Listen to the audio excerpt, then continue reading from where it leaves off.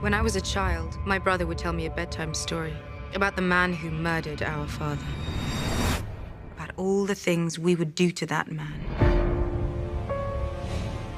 He never should have trusted Cersei. You never should have either. Death. It's got many faces. I look forward to seeing this one. How long do we have?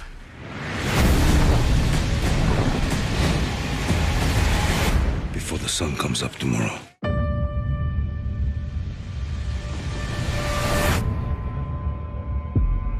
I wasn't a king, but you were.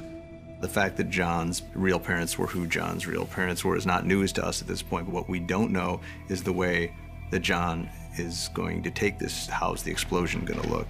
Sam, as a brother of the Night's Watch, and Jon are more brothers than Bran and Jon ever really were. He knows it's going to hurt Jon, and it's going to shatter his whole worldview. For all they know, the Army of the Dead could attack the next day, and someone has to tell Jon before that.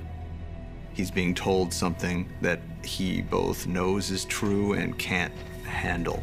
So he tries to throw things in front of it to prevent him from having to deal with the truth of what he's being told. The thing he throws in front of it here is the fact that it means his father was lying to him his whole life. You've never been a bastard. You are true heir to the Iron Throne. The truth that Samwell tells Jon is probably the most incendiary fact in the entire world of the show. We chose to play the whole thing on Jon's face because as great a job as John Bradley is doing presenting this information, he's really just presenting information we know already. Daenerys is our queen. She shouldn't be. It's treason. It's the truth. Hi everyone, it's Charlie. We got our brand new Game of Thrones Season 8 Episode 2 trailer to break down. There's a whole bunch of new scenes. Obviously, they're still getting ready for the big battle. So if you're brand new to the channel, I'm doing Game of Thrones videos all season long. Be sure to subscribe to get all the videos. We're doing that HBO Now giveaway. All you have to do to enter is be a subscriber and leave a comment on the video. Obviously, careful for spoilers from Episode 1 if you haven't seen it yet, but we see Jaime facing the Alliance Council and Daenerys to answer for one, not only showing up without the Lannister army that he promised, but also answering for his past misdeeds. They're sort of taking him to task for all the terrible things that he's done, because right now he's basically surrounded with all the people who have been his worst enemies since Season 1 of the TV show. So now he's sort of trying to make good on his promises. I'm trying to do a good thing, so he has to explain that to them. You see him panicking as the scene goes on, just looking all over the place, looking at Bran, still freaked out from when he arrived. That was one of my favorite reunions during Episode 1. So he arrives, and they have this mirror moment from Season 1, Episode 1, where he pulls his helmet off and, shakes his golden locks, but this time he pulls his hood off and runs his hands through his hair again. But he's got so many more city miles on him. Look at how much older he looks from the pilot episode. Then Bran just gives him that creepy, calm stare as if he's piercing his soul with his eyes. Usually when Bran stares at someone during an episode, it implies that something bad is about to happen. Like when he stared at Daenerys, I wondered what it was that he was peering into the future. Because remember, he has green sight, so he does have limited visions of the future, and he can see their past pretty easily as well. He's a little bit better at seeing the past than he is at seeing the future, because the future can change. But like we're all thinking about visions, Daenerys' vision of the House of the Undying, we'll see how much things can change and how much of it's predetermined. But I love Daenerys' speech there. Apparently Viserys told her all kinds of stories about the Kingslayer, the man who murdered our father, even though the Mad King deserved to die and was one of the most terrible people in history. It's a little bit weird that Daenerys is upset that he was killed. I think she's more upset about having to live in exile and being away from her home her entire life. Not so much that she loved her father. Like, I think she understands what a terrible person he was. But I think just in general, this is Jaime having to answer for all of his past misdeeds. Now, you look at Sansa, she's just kind of giving him a cold stare. I don't think that she had any really bad encounters with him in King's Landing while she was trapped by the Lannisters. I think it's more by association because she probably knows what was going on between Jaime and Cersei, at least by this point, even if she didn't know it at the time. If there's any Lannisters that she has a grudge against, though, it would be Cersei. She's the one that she's mostly focused on because she used to idealize Cersei. She wanted to be the queen, but now she knows the truth of things. Remember back during Season 1 too, she was so smitten with Jaime because he was quote-unquote Prince Charming, but then obviously the big twist by the end of the episode is that he's sleeping with his sister and he tried to kill Bran. Nikolai Coster-Waldau actually said something funny in the behind the scenes for the episode where he's like, if Bran tells everyone what I did, then I'm absolutely screwed. You notice Bran giving him the cold stare in the room here. Obviously, Bran doesn't hold a grudge anymore just because he sort of left behind a lot of that. I think he remembers his human life. But like when Jon Snow said, "You're a man now," and he basically tells him, "Not quite, like I'm not quite human anymore." Jon's kind of shaken by it. It's just a way to remind you that he sort of left those things behind, which is why he stops them in that moment and says, "We don't have time for this. The army of the dead's coming. They have a dragon." You see Tyrion over on the side here with a worried look on his face. "Please don't feed my brother to the dragons." Then there's the scene with Daenerys and Sansa dealing with the aftermath of that and what they're going to do now that they know that Cersei isn't sending any help. When they sort of shade each other for trusting things that Cersei says, I'm not sure why Daenerys is mad at Sansa, because Sansa's big thing during episode 1 was taking Tyrion to task for believing Cersei. So it's not clear if there's something that Cersei said that Sansa believed. Maybe she's talking about things that happened earlier on the show during season 1, season 2. Everyone's in their new outfits except for Tyrion, Jorah, and Varys. Sansa has her special new leather armor on. It's a huge upgrade, and Daenerys has her new red fur dress.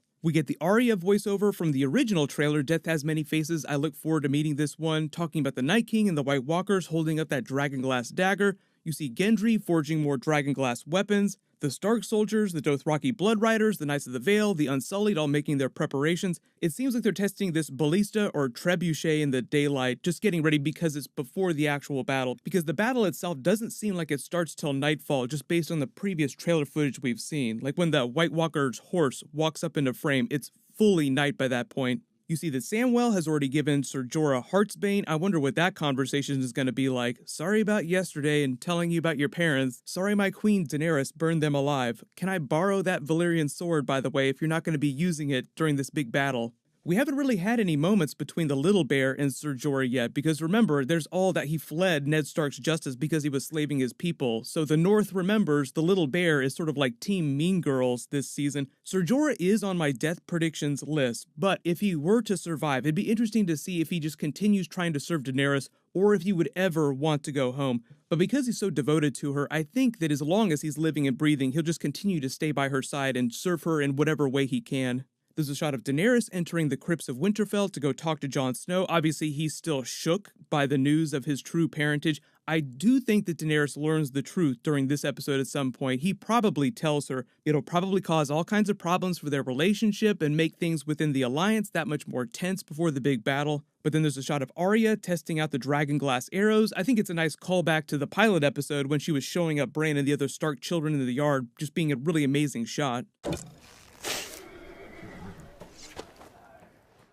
Jon Snow talking to Tormund before nightfall, who's just arrived with the rest of his band of wildlings and probably the Night's Watch as well, telling them all about the Night King's abstract art installation, the fact that they're coming. There were a lot of people that were curious about what exactly that message means, what the symbol means, because it keeps recurring. The Night King has been making it since season 1 of the show, so I'll probably do a separate video about that later this week.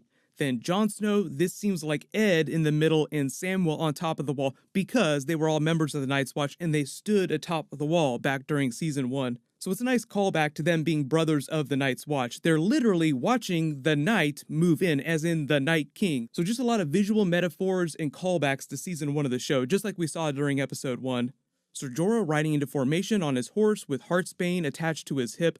Grey Worm saying goodbye to Missandei. Grey Worm is also on my death predictions list, but the actor who plays him said that he would have a very unsettling storyline, so I'm wondering if he's one of the characters that they raise as a white, like one of the good characters that we've been following this whole time, that then turns around and becomes this undead zombie coming for the other heroes. That would be another great horror moment like the one that we got with Little Lord Umber at the end of episode 1. So everybody let me know in the comments which other main characters you think are going to come back as whites during one of these big battles.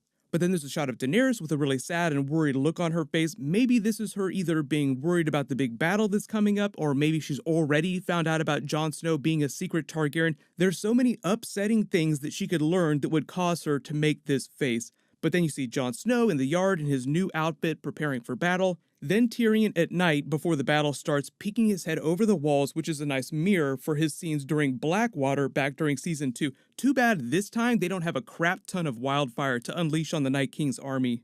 The really interesting thing I think we all need to pay attention to in this episode is Tyrion's storyline as well, because what happened during Blackwater, he saved the city with his wildfire plan, but then didn't get any credit for it. So, because everybody has been hating on him and he's been making so many bad decisions, what might wind up happening is that he has a great idea for defending Winterfell, but because he looks like such a fool, Cersei not bringing her reinforcements and him just doubling down on that so much, maybe they don't listen to him and something terrible happens, and it just winds up leading him down this darker path this season, because we're sort of seeing the downfall of Tyrion. Like, he used to be super clever, he was amazing the first couple of seasons, super witty. The last couple of seasons, he's just been making one bad call after another, so this just seems like it's going to be the next step in that descent. So pay special attention to what's going on with Tyrion during the episode. But then there's that scene of Jon Snow and Samwell talking about treason, Daenerys, Jon Snow's true parentage. It all gets tied up in the idea of fixing the realm after they're all done. Remember how Tyrion, Varys, and Davos were talking about the solution. Well, the best thing to do would just be to get the two of them married. The only thing that's complicating that right now is that Jon is a secret Targaryen, and getting over the fact that she's really his aunt. Is he comfortable with that? How are they going to handle that going forward? I think the main idea here is that they love each other, so eventually they'll move past it, and yes, they will eventually get married at some point, either during the season or in the future of the show if they don't do some giant jump forward in time. But short term, it's just meant to cause a bunch of drama and chaos within the Alliance, because, remember, they took him to task for bending the knee. We named you King in the North. You're supposed to be our king, so if the North found out that he were the true heir to the Iron Throne, they would probably be even more upset with Daenerys for trying to assert her claim, so it's all just meant to complicate things as we head into this giant, huge battle. Let me know in the comments what you guys are most excited about for episode 2. What'll happen is I will do a Q&A video tomorrow, so leave any questions in the comments that you want me to include in that, and there'll be some more bonus videos later this week. Congratulations to the giveaway winner from my last big video, Ryan Brown. Please email me on the About page of my channel so I can get your details. Click here for my Game of Thrones Season 8 Episode 1 video, and click here for my Game of Thrones Season 8 death predictions. Thank you so much for watching. Everybody stay awesome. I'll see you guys tonight.